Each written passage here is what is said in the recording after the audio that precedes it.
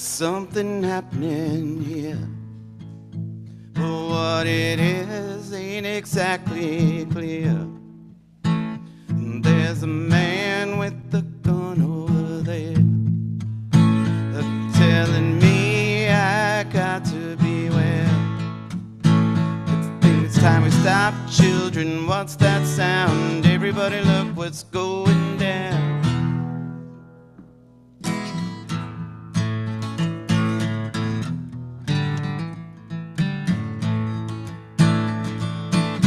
There's battle lines being drawn. Nobody's right if everybody's wrong. Young people speaking their minds and getting so much resistance from behind. It's time we stop. Hey, what's that sound? Everybody look what's going down.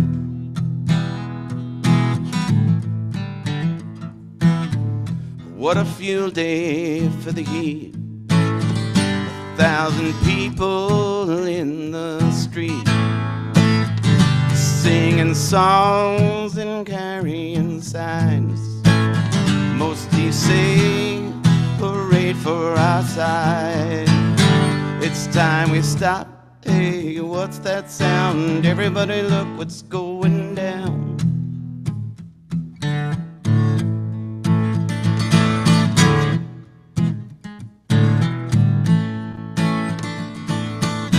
Paranoia strikes deep into your life, it will creep. It starts when you're always afraid.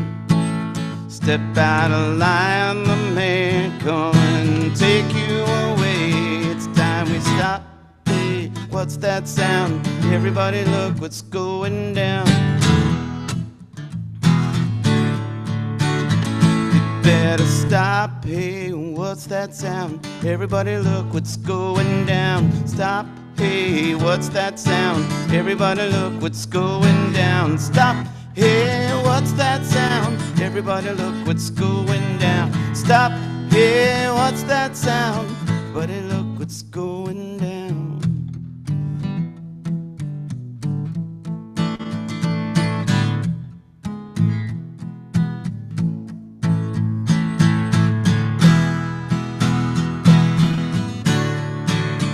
We better stop. Hey, what's that sound? Everybody look what's going down.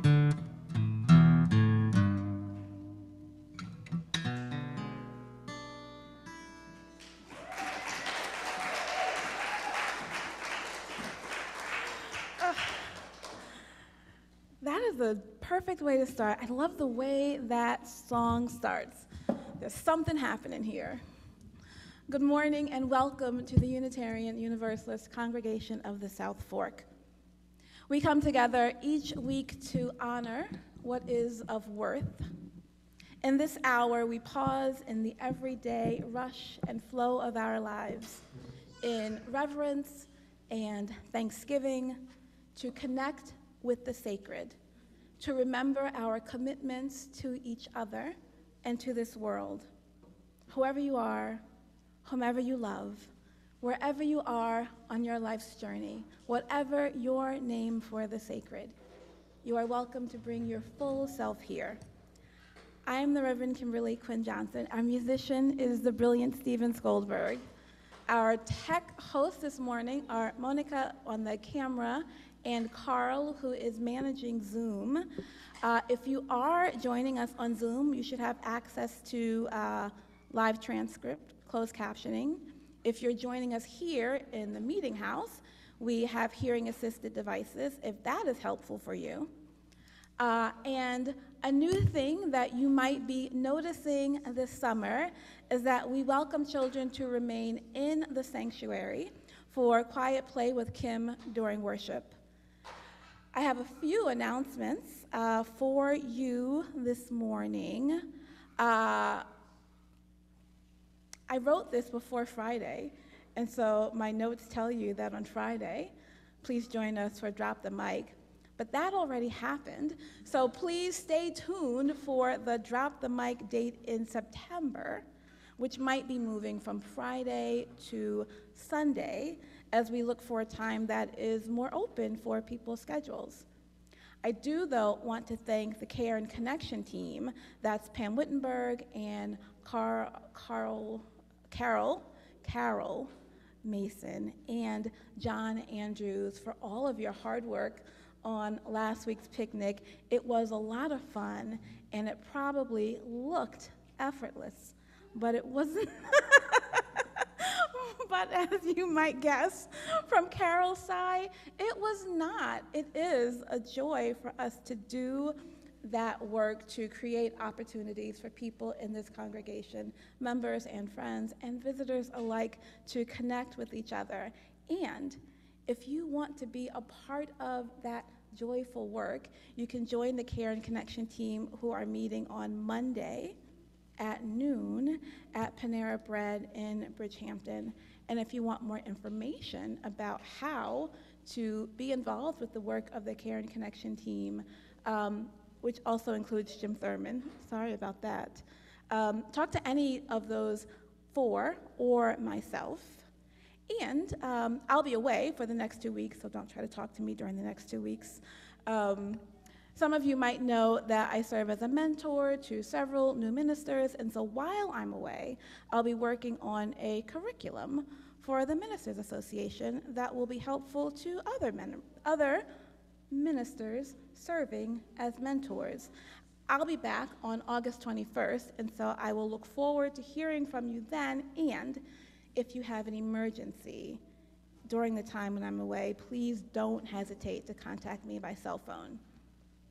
You can find more information about any of the things that we are doing here and how to connect to the events here with the congregation on the events calendar on our website. And if you have announcements that you'd like to get to the congregation, please get them to the office no later than Tuesday of the week you want them announced. Do we have any visitors who would like to introduce yourselves this morning?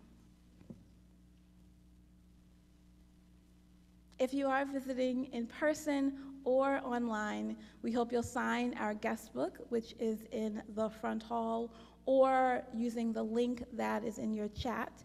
It's a way for us to be able to stay in touch with you and for you to share a little bit with us about what you're interested in. I want to take this moment to invite you to take a minute to greet your neighbor or someone that you haven't greeted yet this morning.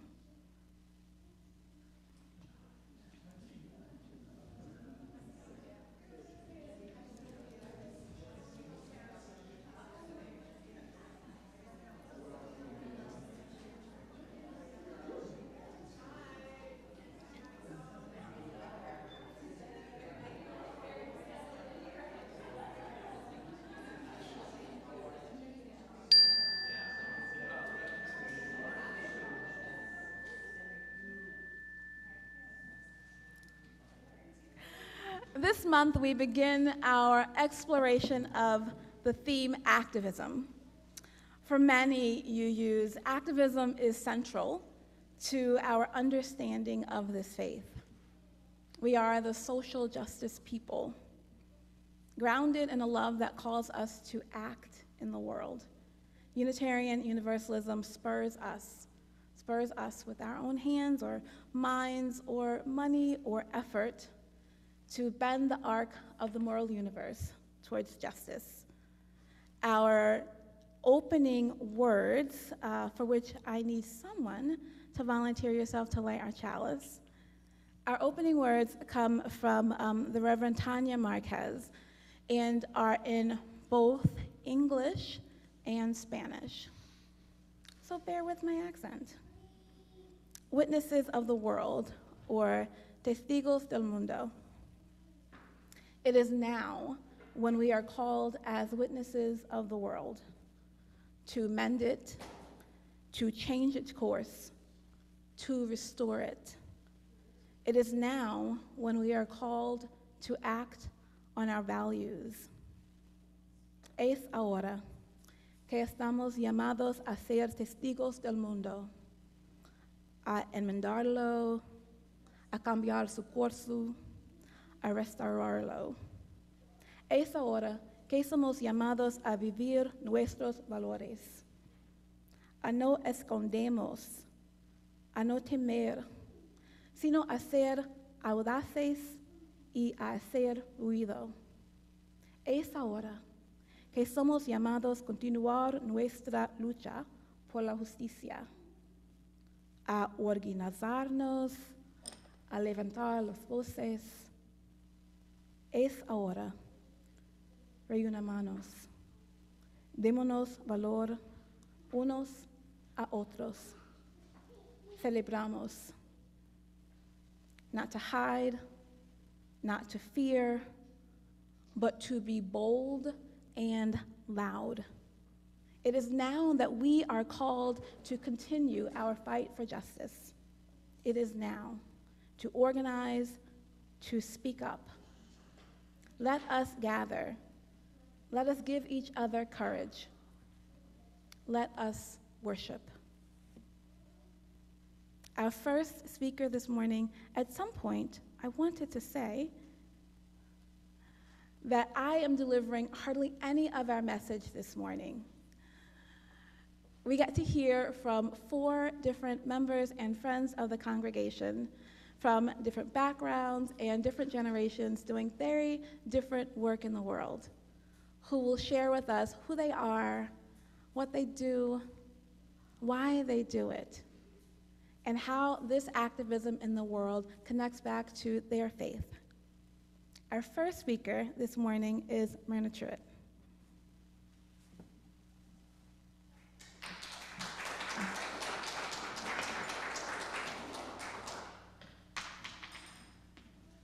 First of all, I would like to thank Kimberly for inviting me to speak. It's particularly appropriate in the month of August. August 26th is Women's Equality Day. It's the anniversary of the day women got the right to vote.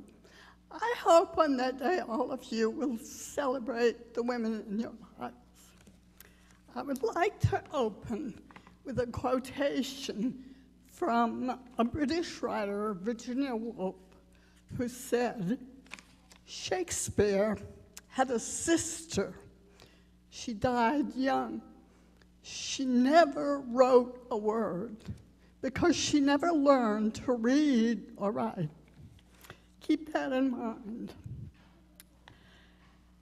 I grew up in Atlanta, Georgia, and I was in college in the late 50s, early 60s at Georgia State University.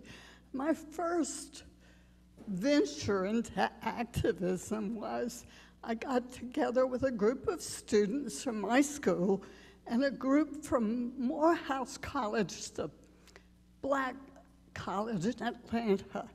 Our goal was to integrate the Georgia State cafeteria. We met every week, and every week one of us would chicken out. We kept meeting. Maybe the goal was simply to meet. But these were the days, I would just like to remind you, these were the days of terrible and wonderful events of the Civil Rights Movement. Atlanta was the center of the Civil Rights Movement. 2 civil rights organizations had their headquarters there. CORE, the Congress for Racial Equality, and Martin Luther King's organization, the Southern Christian Leadership Conference.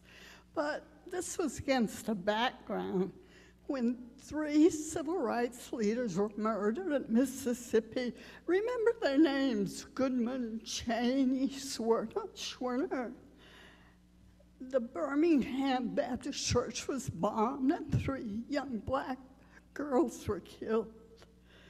The University of Georgia had to be integrated when they called out the National Guard. These were not easy issues, and I was very moved by the civil rights movement, and I believe the women's movement came out of the civil rights movement. The members of the Atlanta Unitarian Church were hosting Freedom Riders in their homes. I joined that church. I gave up my Southern Baptist roots and became a Unitarian. I really was sympathetic to the Civil Rights Movement, and I think the women's movement was born out of the Civil Rights Movement. When I graduated from college from Georgia State, I moved to Boston with 2 college friends. We wanted to leave the South.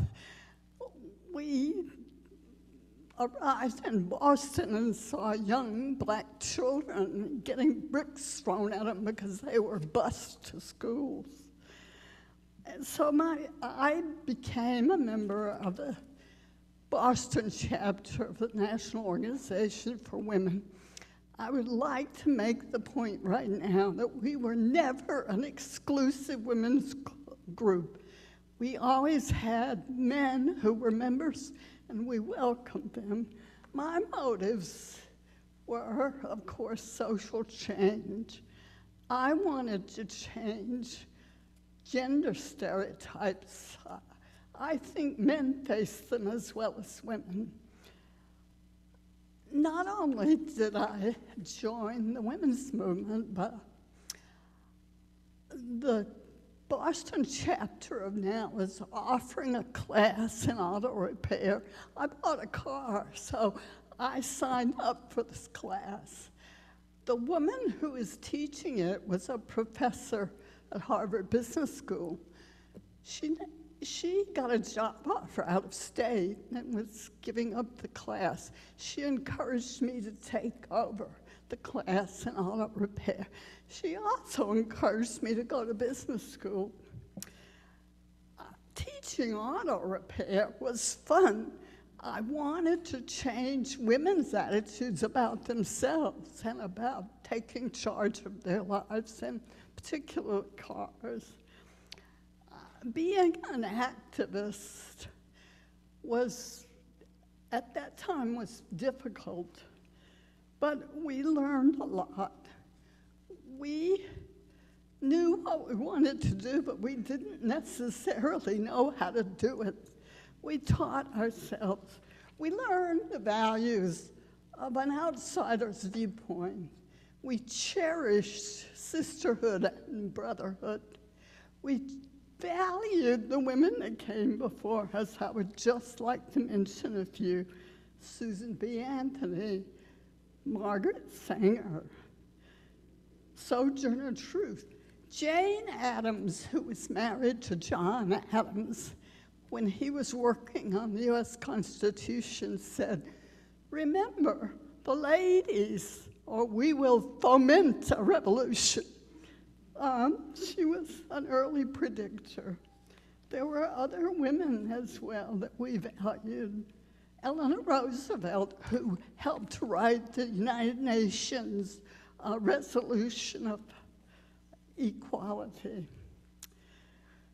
We changed things, we hoped, and made women's life better. I valued the success stories the women in my class told me. 2 women had a speaker's engagement in a town south of Boston. They drove there on a cold Boston winter, rainy night. They had a flat tire on the way. They changed the tire. They got to their meeting about 10 minutes late. They were dirty, tired, and soaking wet, but when they told their story, they were cheered. There was a married couple in my class. They were both doctors at Mass General Hospital. They had just purchased a brand new Cadillac. They came down one morning and the car wouldn't start.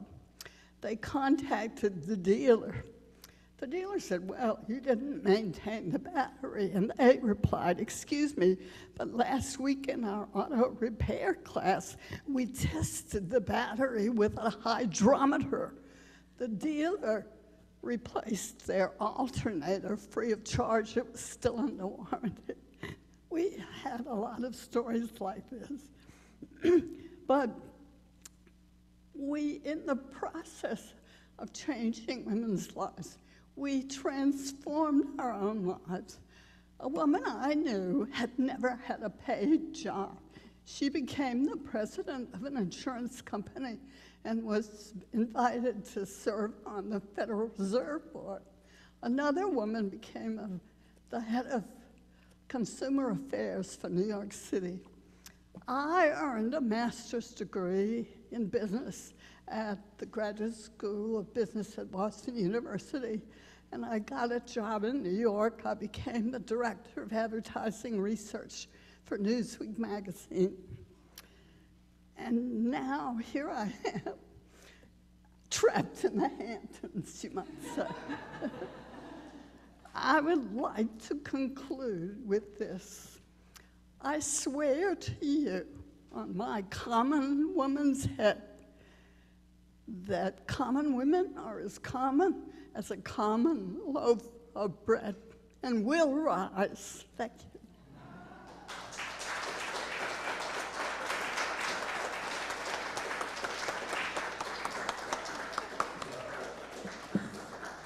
Thank you, Marina. Those words from Helen Todd influence, inspire this next song that we're going to sing together in your great hymnal. It's number 109. In your hymnal, it's called As We Come Marching, Marching. It's known elsewhere as Bread and Roses. That phrase was a slogan in the early 20th century women's movement and women's labor movement. It is most associated with the 1912 strike among young women textile workers in Lawrence, Massachusetts. Please rise as you feel willing or able and join together in singing.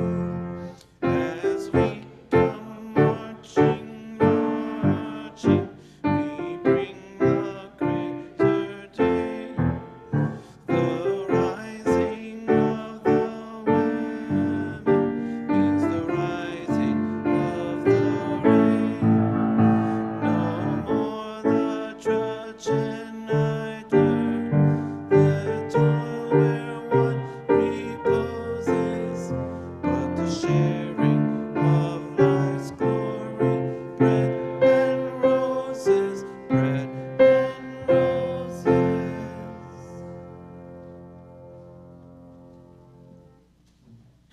Our next speaker this morning is Neil Quatra.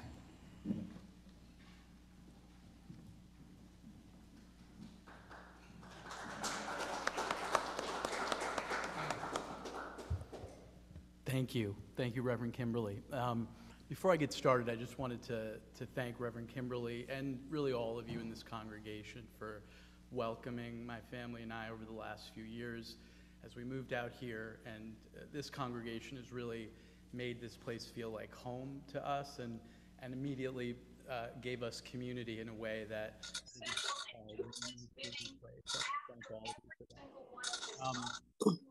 my name is Neil Quatra, and I've worked in and around workers' rights and the labor movement for the last 27 years.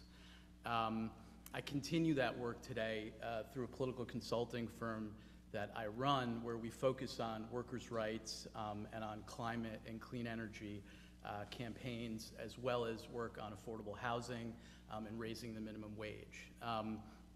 From the time I graduated from college in the mid-90s to the early 2000s, my job principally was working for a group, a national hotel workers union, that was organizing mostly immigrant women of color who worked in the service parts of the hotel industry. Think housekeeping, think back of the house, dishwashers in restaurants, cooks, folks like that.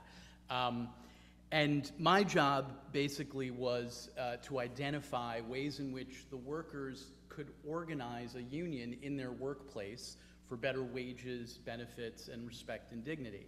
Now, it turns out in America, it's not all that easy to organize in your workplace. You probably have heard on the news lately, whether it's Amazon warehouse workers or baristas at Starbucks or drivers for UPS, American corporations are not particularly content in allowing their workers to organize for better wages and benefits in the workplace. And so when you hear about, workplace disputes in the news, it's usually two kinds: either workers who have a union, like the actors and writers in Hollywood who you've been hearing about in the news lately.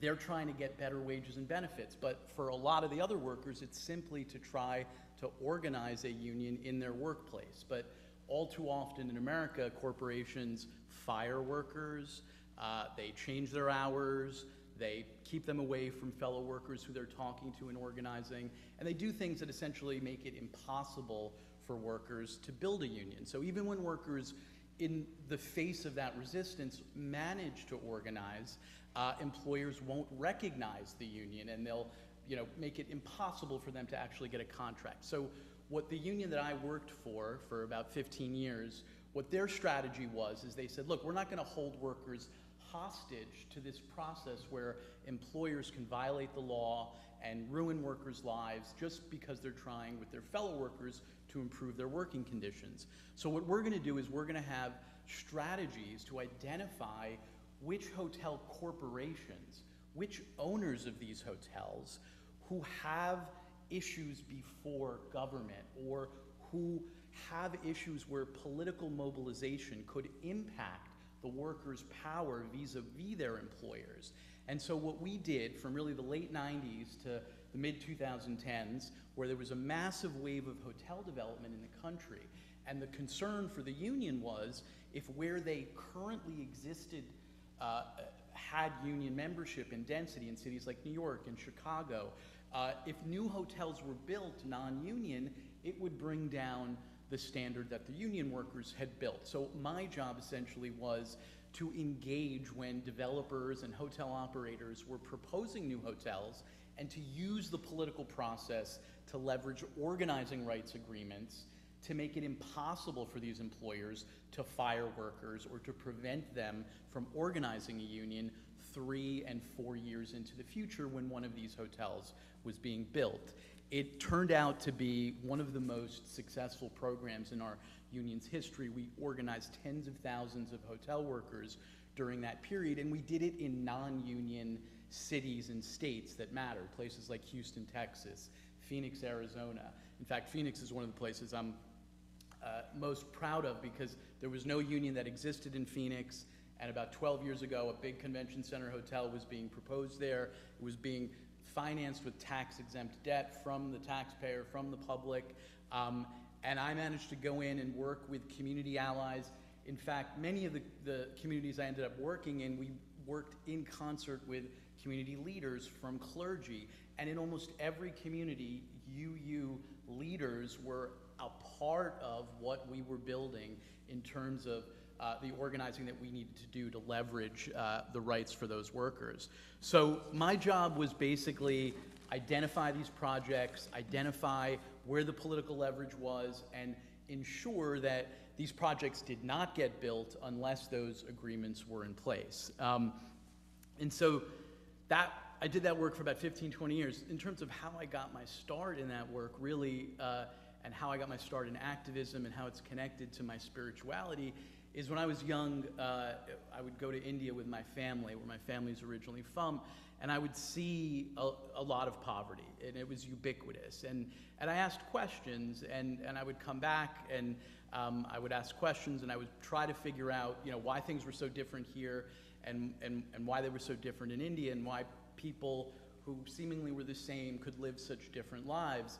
And I would talk to my parents about it, and I never got, frankly, very satisfying answers. And I remember one trip I was talking to my uncle in India, and he said, well, Neil, actually, these issues come down to power.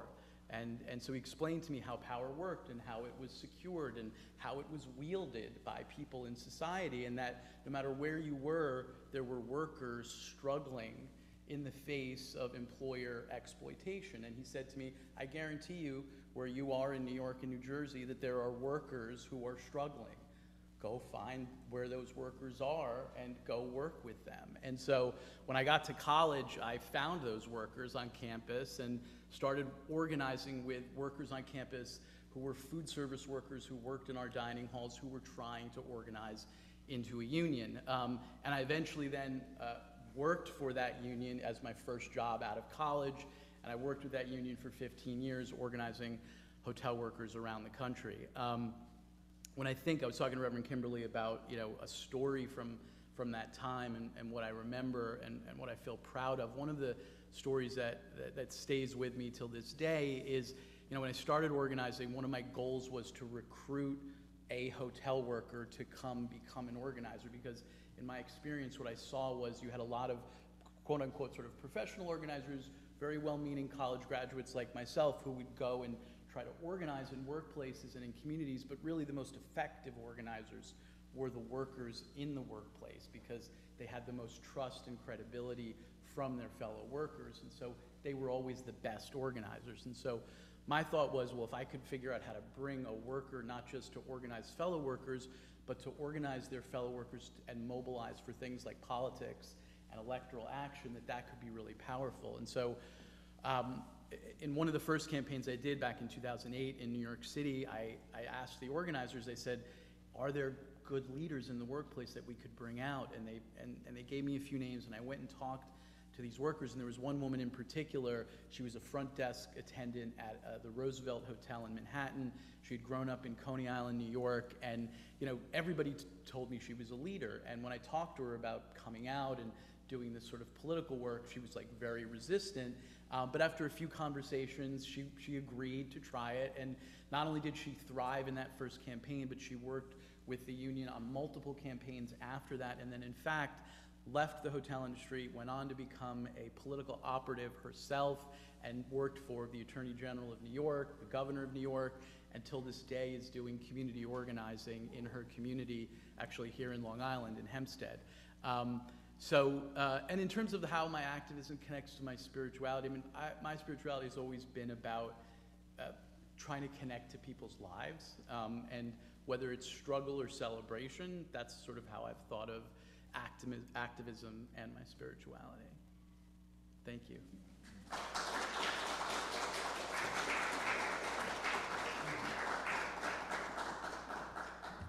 Thank you, Neil. and to share some about what the Board of Trustees is working on and to tell you about our August Share the Plate, Katie Legare.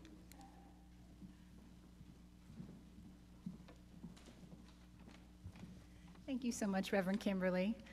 My name is Katie Legare. I am Neil's partner and the mother of the 2 children who are currently not in the sanctuary. I'm a member of this congregation and have the honor to serve as the secretary on our Board of Trustees. I just wanted to update you all since our annual meeting last month when we discussed the possibility of building a second bathroom in our meeting house. Y'all remember that conversation, right?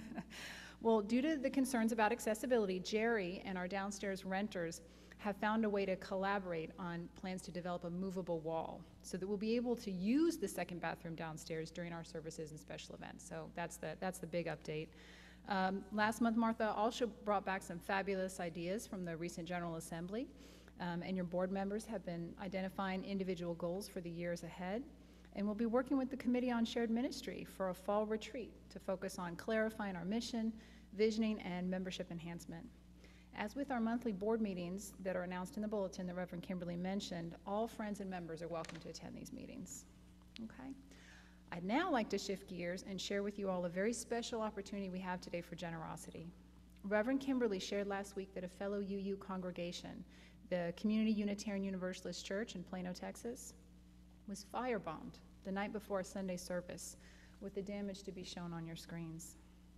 Thankfully, the flames were noticed by a passerby who called 911 and the church's fire alarms were activated. The firefighters were able to extinguish the blaze and thankfully no one was hurt. And although the physical damage was moderate, the greater harm that this act of hate communicates simply cannot stand. To be clear, this attack came just 2 weeks after the congregation was trolled by a homophobic Christian YouTuber who dishonestly presented himself with another male as a gay couple, using stereotype behaviors, attempted to instigate a confrontation with the church attendees. They then uploaded the video, which they called the church satanic, and had over 200,000 views before it was taken down. Though the investigation of this attack is ongoing and the police have not yet determined if it was indeed a hate crime, I think we can all agree that this act of violence towards the UU Church in Plano echoes similar events, stretching back to the events Myrna mentioned, the Freedom Riders and the Civil Rights Movement, just even last year to down the street in Ronkonkoma, where the crescent sign of the Fatima al-Zahra Mosque was firebombed. And just this year in New Jersey, in Bloomfield, a Jewish synagogue was firebombed, and the doors to an Ohio church last month that was going to be hosting a drag show. So, in solidarity with our brothers and sisters in Plano, whose place of worship was attacked, we'd like to offer this month's Share the Plate with them towards their rebuilding, the legal representation, and their ongoing support.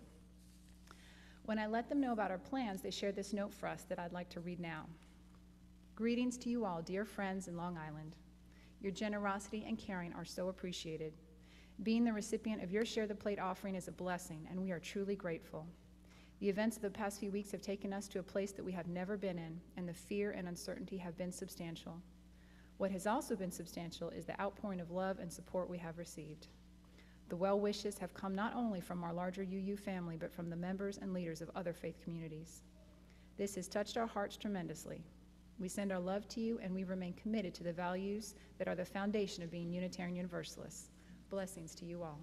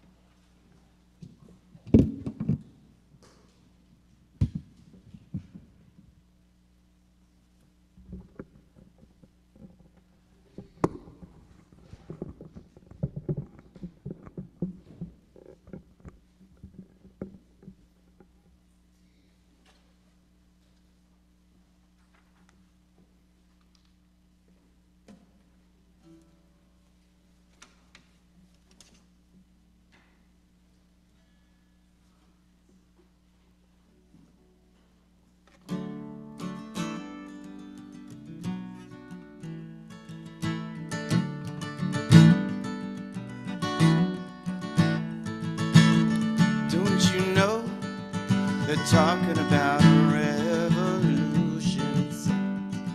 like a whisper. Don't you know talking about a revolution. It sounds like a whisper while they're standing in the welfare lines, crying at the doorsteps of those armies of salvation, wasting time in the unemployment lines, sitting around waiting for a promotion. Don't you know they're talking about a revolution? It sounds like a whisper.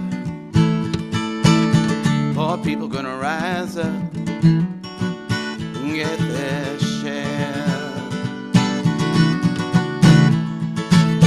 Poor people gonna rise up and take what's theirs. Don't you know you better run, run, run, run, run, run, run, run, run, run, yeah.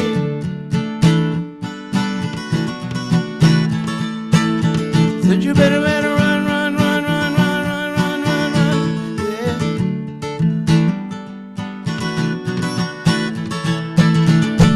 Cause finally the tables are starting to turn. Yes, finally the tables starting to turn. Talking about a revolution, yeah. Well, they're standing in the welfare lines, crying at the doorsteps of those armies of salvation, wasting time in the unemployment lines, sitting around waiting for a promotion. Don't you know? Talking about a revolution, it sounds like a whisper. You know, they're talking about a revolution, it sounds like a whisper. Finally, the table's starting to turn.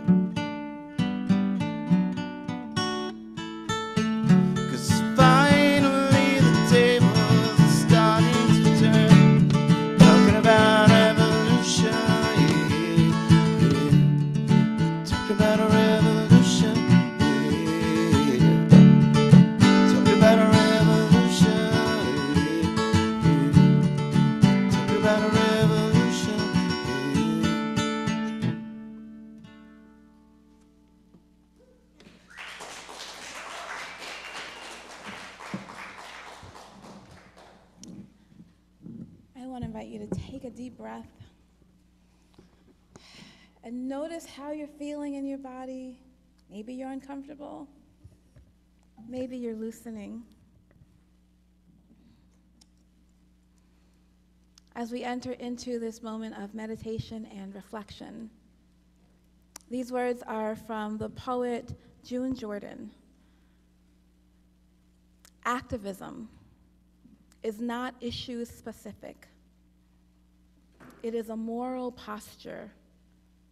That steady state propels you forward from one hard hour to the next, believing that you can do something to make things better. You do something rather than nothing. You assume responsibility for the privilege of your abilities. You do whatever you can. You reach beyond yourself and your imagination, and in your wish for understanding and for change.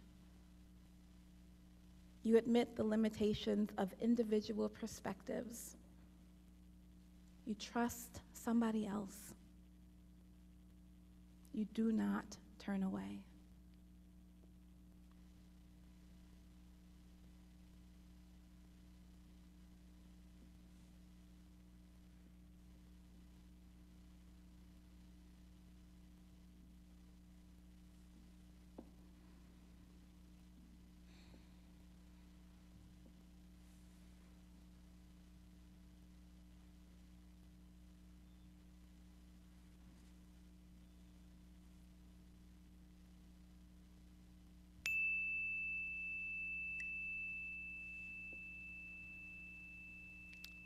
we take this time in our worship together to share the deep joys and concerns of our hearts. If you have something to share in the meeting house, I invite you to come to the microphone. And if you have something to share online, to unmute yourself, you may need to raise your hand, and we'll try to spotlight you on our screen here. They are, and for all of the ways that we are working in big ways and small to change our world for the better. May you be held by the light and warmth of this community into the week ahead. I want to invite you to sing this next song together, and ordinarily, well, I'll say something different. In your hymnal, 1014 reads as "Standing on the Side of Love." A few years ago, the author of this song, Jason Shelton, responding to concerns of ableism in our words and our songs, adjusted the title to "Answering the Call of Love," and asked that we make that same change in our own hymnals and in our own singing of this song. And because I know there has been some questions and some grumbling, but really some questions about this change, I want to read to you, share with you Jason's own words when he introduced this change at General Assembly a few years ago. He writes, "Sometimes we build a barrier to keep love tightly bound. Sometimes our words themselves are the barriers. The metaphors we use for the works of justice matter. If we are called to be in this work together, then we have to understand that our words become barriers to full participation. What does love call us to do? For some, it's standing on the side of love. For some, standing is not an option. And the continued use of that metaphor is a painful reminder of the barriers of full inclusion for people with disabilities in our congregations and at our General Assemblies. What is my responsibility as an artist when awareness of this pain comes to my consciousness? I am clear that the standing on the side of love metaphor, as I intended it, has nothing to do with the physical act of standing. It's about aligning ourselves with what love calls us to do. But I am also clear that intent is not the same thing as impact, and the impact of this metaphor has become a barrier for some among us. Friends, when love calls, it sometimes asks us to let go of our attachments and maybe even our t-shirts. I'm not sure what to do about those t-shirts, but I do know that love is calling us to a new and deeper awareness. And I can do something about the song I wrote. So I ask you to rise, not only in body, but truly rise in spirit, mindful of all that might mean for you, and join me in answering the call of love. Number 1014 in your teal hymnal.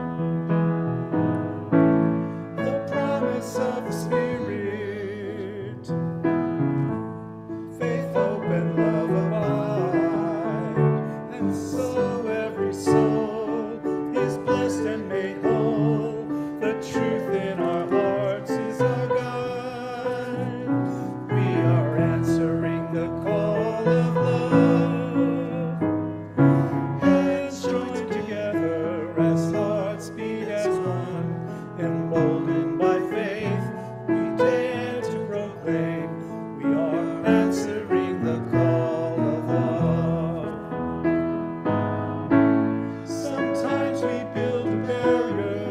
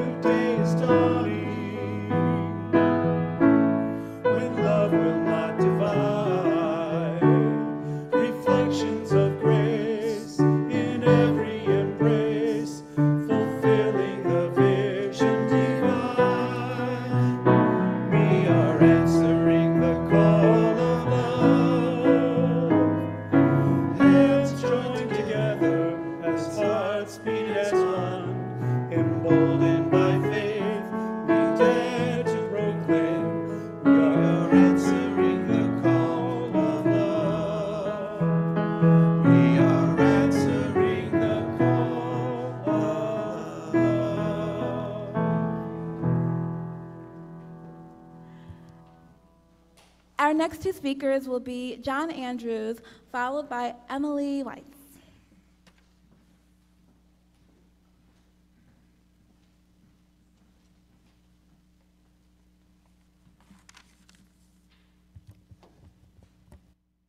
Thank you, Reverend Kimberly.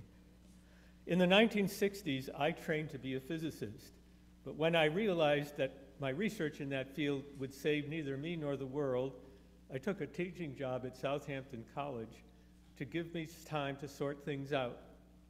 To make myself useful, I became active in the environmental movement. I attended a lot of local meetings. I started an environmental studies program at the college. In 1971, I ran for the Southampton Town Council on an environmental platform. Sadly, it seemed that no matter what I did, it wasn't enough. And it wasn't that people were saying that, it was that I was telling myself that, because I would get calls, not in the middle of the night, but at all times of the day, from people who would say, John, this or that is happening, and if you don't do something about it, terrible things are going to happen. Well, maybe they didn't put it exactly that way, but that's what I heard. I do remember one lady from Hampton Bays calling me saying, they're shooting our ducks. And I said, well, it's hunting season. Well, we've been feeding them all summer, and now they're shooting our ducks. You've got to stop them. Of course, there wasn't anything I could do to stop them, but I felt bad. As a result, this affected me physically. I really started getting terrible headaches.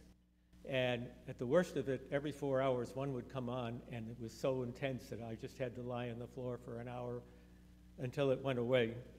And I went from doctor to doctor, some of whom did really weird things. Nothing helped. And finally, I was able to get cured, thankfully. But the upshot was that I stopped going to environmental meetings. It would have been better if I'd done some self-care and maybe avoided the headaches. Among other things, I'd have been able to continue working on local environmental issues, maybe less intensely, but for a longer time. After a few years, I took a job at Brookhaven National Laboratory, not doing physics, but researching solar energy and energy-efficient buildings. After I retired, I got politically active again, this time with the Citizens Climate Lobby, which to my mind has the best approach to the climate problem. I'm now co-leader of our Long Island East chapter. I'd like to invite everyone to join our group if climate is one of your main concerns. Some of you are members already. We meet once a month in Southampton. Our next meeting is this Saturday, the 12th at 10:30 a.m. In Rogers Memorial Library. Talk to me after the service. We'd love to have more active members on the East End. On my way in on NPR, I heard a piece about a chapter of Citizens Climate Lobby in San Mateo that organized a youth march for climate. And also there are efforts by right-wing groups to turn back even the progress that's been made so far. So it's really important. So why am I involved with the climate issue? Partly it's my scientific background that tells me how serious a problem this is. And my engineering experience tells me that humans are capable of solving it, but we need to make the right choices, and we need to make them soon. It's also partly out of dismay that some people you'd think would be helping are actually part of the problem. And this is hard for me to say because, but the central tragedy of environmentalism, in my opinion, in the last half century, is that environmentalists put most of their energy into the nuclear power issue and opposing nuclear power and let climate change happen. The coal industry leaders are very happy with this because it kept the environmentalists off their backs and it undermined coal's main competitor. And I've said many times that whatever you think about nuclear power, coal is far, far, far worse. And I've gotten a lot of pushback from that back in my activist days in the 70s. But at any rate, even today, too many environmentalists oppose any new technology that has any environmental impacts, even if it's much better than what we're doing now. We even get pushback on wind farms. So it's a combination of knowledge and frustration. In this congregation, we have solar panels on our roof. With some help from Ken Ettlinger and Tip Rowland, we were able to get that done. It was not an easy project. It was not straightforward at all. And there was even pushback from within this congregation about it. But we got it done, and it now provides all the electricity we use over the course of the year in this meeting house. So I think in the end it was a good thing. What about faith? If by faith you mean a laundry list of metaphysical propositions that one must accept on pain of eternal punishment, I lost that kind of faith a long time ago. However, faith also has the meaning of trust. When someone says, "I believe in you," they're not just acknowledging your own existence. They're saying they're saying that they trust that you're the real deal. My faith, such as it is more about trust than dogma. I can't get rid of intellectual propositions altogether, but I've narrowed them down to two. First, there is an end to suffering. There's no hell after death. That idea was invented by priestly classes 3,000 years ago to keep people in line. And in life, human suffering will come to an end too, either because we become wise or because we become extinct. Second, it matters what we do. The arc of history doesn't bend toward justice all by itself. We have to do the bending.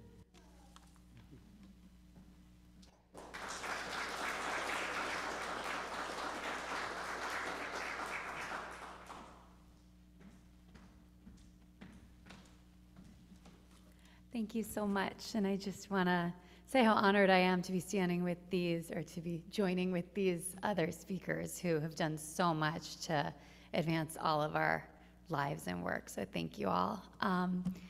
So thinking of, my name's Emily, and I'm honored to be here today. Thinking of the relationship between activism and faith is like looking at the same object from a different angle. My activism usually manifests in the form of communication, whether that means writing or deep listening or speaking up. And my faith is what makes me believe in every individual being a valid entity, deserving of a voice, deserving to be heard and understood.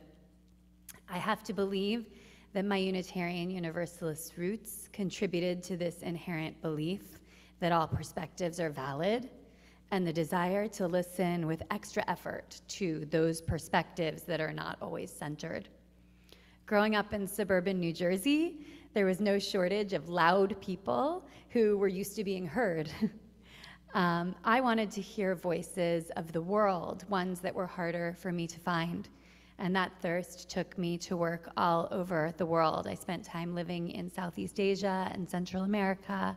And while in both places, my work was a mixture of paid and unpaid opportunities, all of which were driven by the desire to understand different perspectives and to make a positive impact. Teaching English, planting native trees, building hiking trails are a few of the initiatives I participated in as I connected with people and widened my worldview. Activism for me was being a good global citizen, listening, cultivating understanding. By the time I was 25, I had lived and worked on 4 different continents, but Africa continued to elude me. At 28, I had my first child, and we let our roots sink in here in Sag Harbor. I started writing for local and national publications, and I saw myself as a magnifying glass with a megaphone. I would search for stories that needed to be heard and amplify them for the world to hear. I searched for the universal in the individual. My activism came from shining a light on the many incredible people here in this community doing important work for the environment, for social justice, and through the arts.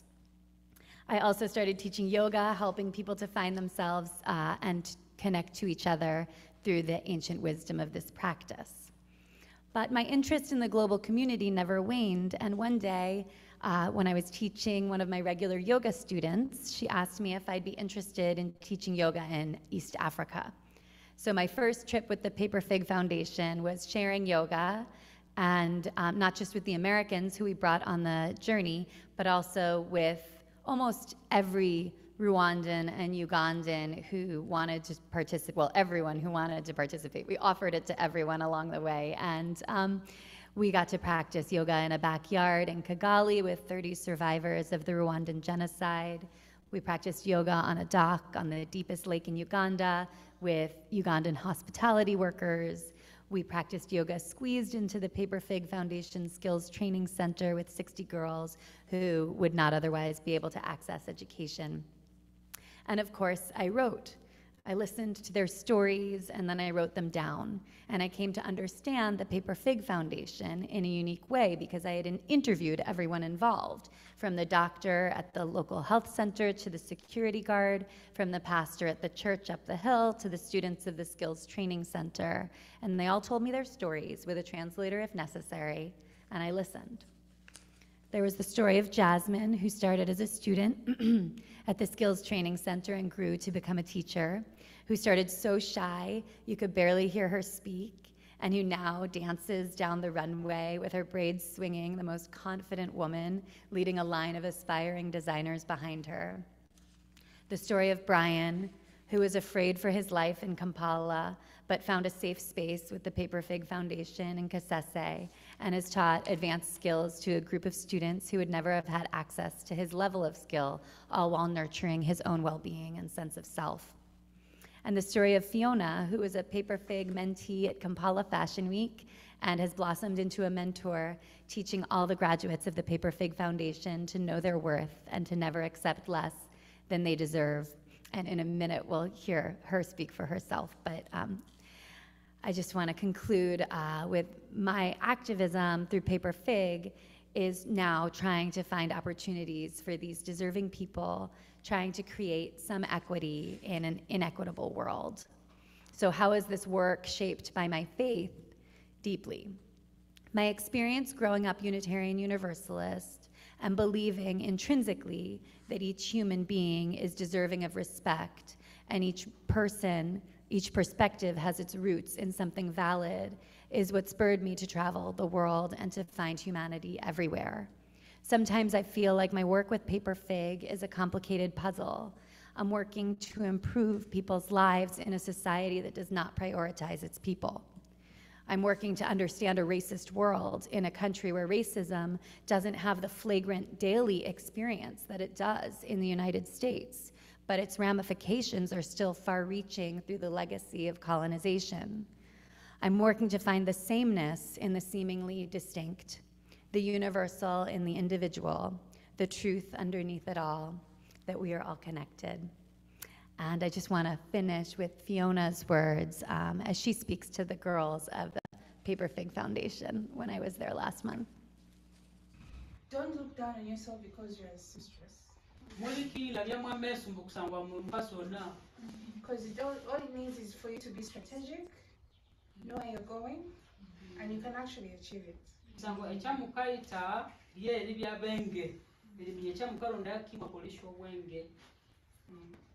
I've struggled with self-esteem.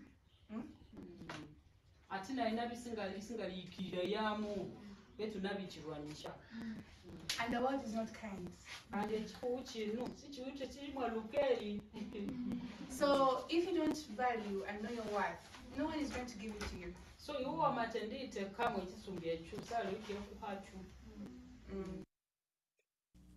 Thank you. Fiona made my jumpsuit.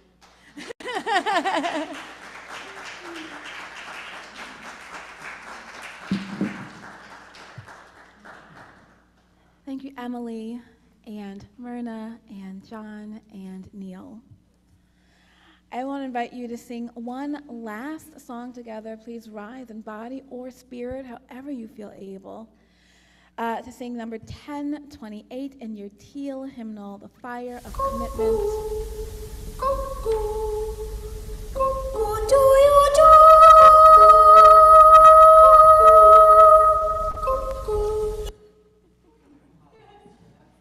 That was pretty.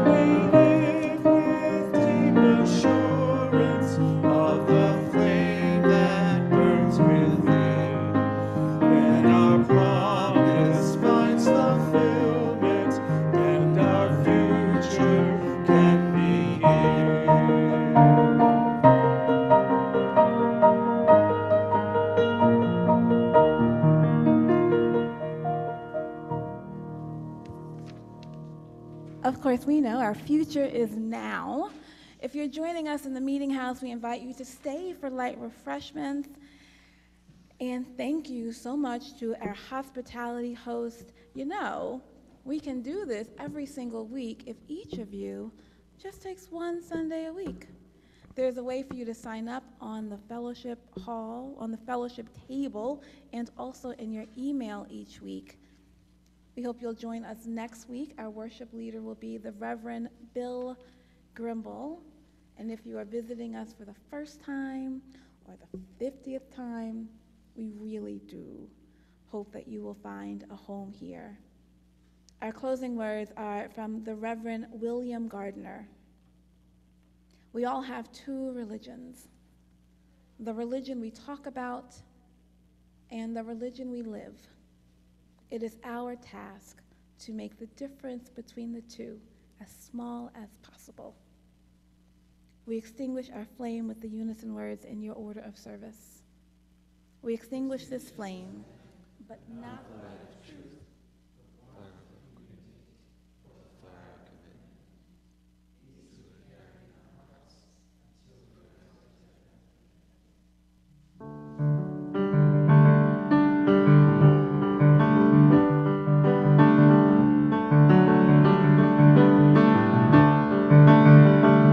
If I had a hammer, I'd hammer in the morning, a hammer in the evening, all over this land. I'd hammer out danger, I'd hammer out warning, I'd hammer out love between all of my brothers all over this land.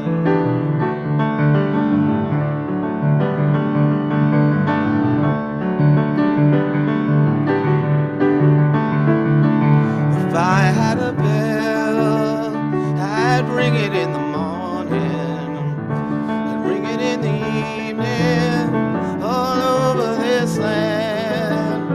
I'd ring out danger, I'd ring out warning, I'd ring out love between all of my brothers all over this land.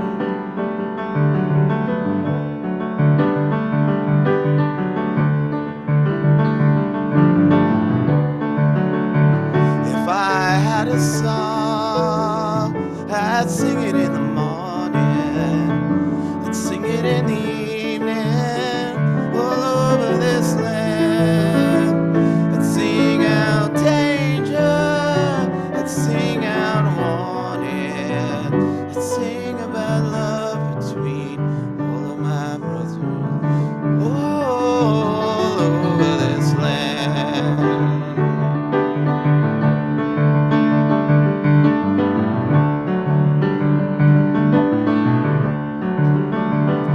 If I had a hammer, and I've got a bell, and I've got a song to sing all over this land. It's the hammer of justice, it's the bell of freedom, it's a song about love between all of my brothers all over this land. All over this land, all over this land, all over this land, all over this land, all over this land. Oh, the queen, my brother, my sisters, all over this land.